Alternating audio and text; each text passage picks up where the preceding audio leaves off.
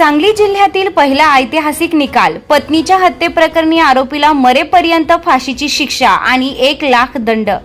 सांगली जिल्ह्यात खुनाच्या प्रकरणात प्रथमच आरोपीला फाशीची शिक्षा सुनावत विटा येथील माननीय अतिरिक्त जिल्हा व सत्र न्यायालयाने ऐतिहासिक निकाल दिला आहे। भूड तालुका खानापूर येथील रामचंद्र उर्फ संतोष आनंदा कदम वय 41 याने 7 जून 2021 रोजी कौटुंबिक वादातून पत्नी दीपाली कदम हिच्यावर पेट्रोल ओतून जिवंत जाळण्याचा प्रयत्न केला, तसेच तिच्या गळ्यावर वार करून गंभीर जखमी केलं होतं। उपचारादरम्यान सांगली येथील सिव्हिल रुग्णालयात तिचा मृत्यू झाला। त्यानंतर आरोपी विरुद्ध खुनाचा गुन्हा दाखल करण्यात आला होता।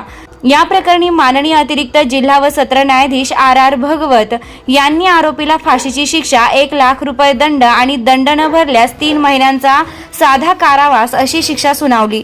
दंडापैकी 20,000 शासनाकडे जमा करण्यात येणार असून उर्वरित 80,000 रक्कम मृत महिलेच्या मुलीस नुकसान भरपाई म्हणून देण्याचे आदेश न्यायालयाने दिलेत। या गुन्ह्याचा तपास तत्कालीन खानापूर पोलीस दूरक्षेत्राचे पोलीस उपनिरीक्षक जालिंदर अंकुश जाधव यांनी केलाय। या तपासाला पोलीस अधीक्षक तुषार दोशी, अपर पोलीस अधीक्षक कल्पना बारवकर, उपविभागीय पोलीस अधिकारी सदाशिव शेलार, पोलीस निरीक्षक DY फडतरे, तत्कालीन पोलीस निरीक्षक संतोष डोके यांचे मार्गदर्शन लाभले। सरकारी वकील ॲडव्होकेट आरती महानंद देशपांडे सराटीकर यांनी प्रभावी बाजू मांडली। तसेच गुन्ह्याच्या तपासकामी दफ्तरी म्हणून पोलीस हेड कॉन्स्टेबल संतोष घाडगे यांनी काम पाहिलं।